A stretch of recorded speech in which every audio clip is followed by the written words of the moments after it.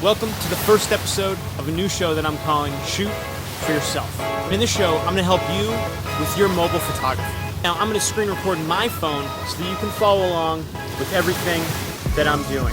And then you can try to replicate it for yourself back at home. So now this is a 360 video. You don't have to really look around too much. I'm going to try to keep everything right about here. But if you want, I'm going to be walking around and you can follow along with me. I'm on the edge of my neighborhood here in Williamsburg, Brooklyn. We're right on the East River, and we're looking over at Manhattan over there. So this is one of my favorite spots in the city. It's a perfect place to take some pictures. You can see what I'm seeing through my phone right here. I'm about to get wet if I stay right here.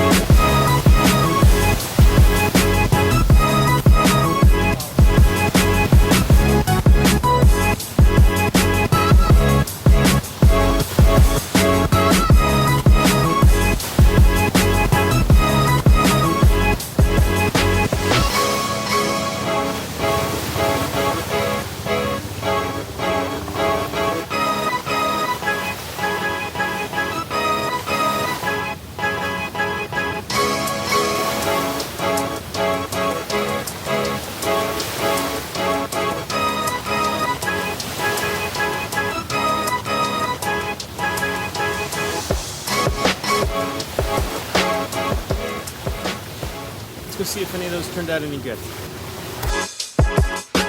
Welcome to the dark room. As you can see here, I have all of those photos that I took out in the Williamsburg beach. And what I'm going to do now is just go in and edit some of my favorites so you can see what I was shooting. I'm also going to tell you why I'm editing the way that I am. And all of my editing is going to be done just in the basic iPhone settings.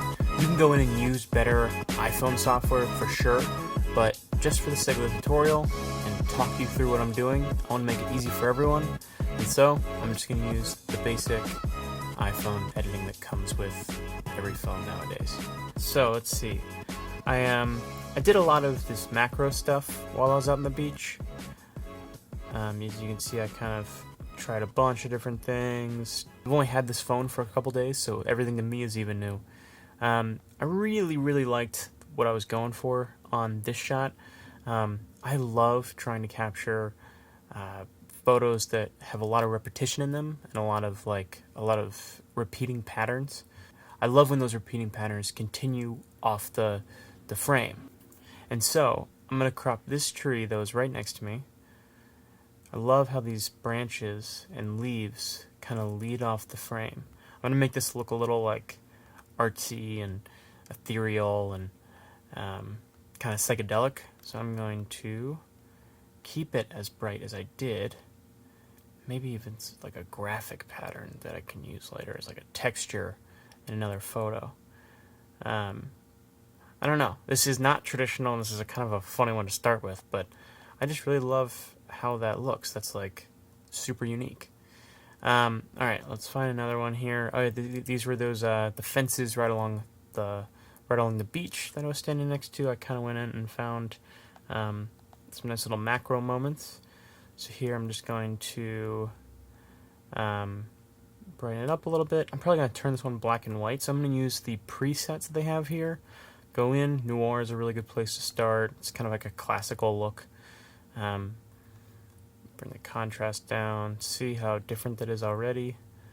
Let's see. Bring some shadows down. I want to get like the grit of the wood. There it is. You see that? I'm going to get that grit of the wood to come out by bringing down the highlights a little bit. Alright, now let's crop this down. So it really is. This is like a classic photo one in high school shot. Kind of shows off a detail in an everyday object. And it's fun to shoot every once in a while. Obviously, the Empire State Building was there, so I got some shots. I tried to use some foreground elements. I didn't get exactly what I was going for.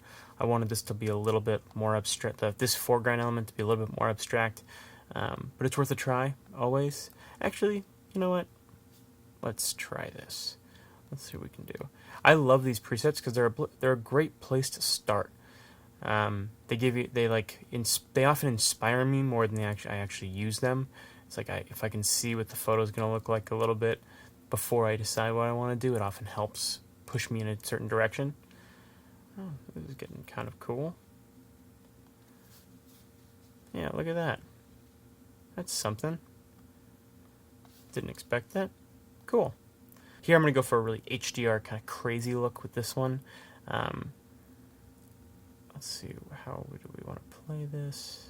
I don't love this color change, so I think I might just click around, see what I like. This kind of reminds me of like a old-timey photo. That's kind of cool. But I think I'm going to keep this in color. Let's go dramatic. I'm going to really crop this down.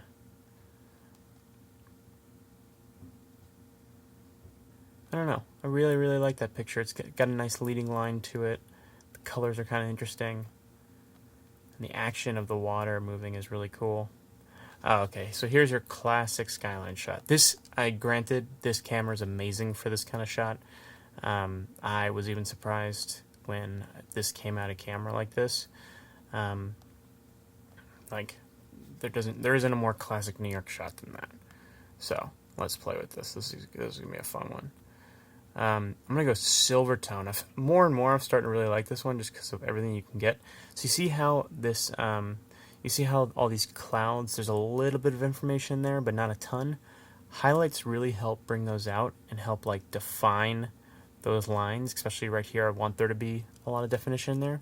So I brought those highlights all the way down. All the way down. I even bring the shadows down too, just to kind of exaggerate the contrasted. Oh, that's kind of interesting.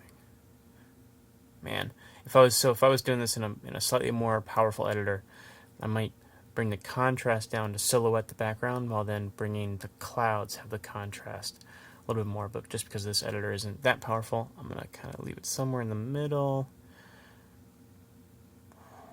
Oh yeah, there we go. Exposure is gonna do just what I want it to. Boom. Now that's a very cool shot. This is what it looked like originally, and that's what it is now. It's pretty cool, huh? Thanks for watching. I think in my next one I'm going to do some portraiture, have some people in frame. But again, thank you so much for watching. Let me know what you think. Give me some creative feedback. I'm hoping to do more of these. And, you know, shoot for yourself sometimes. You've got an amazing camera in your pocket.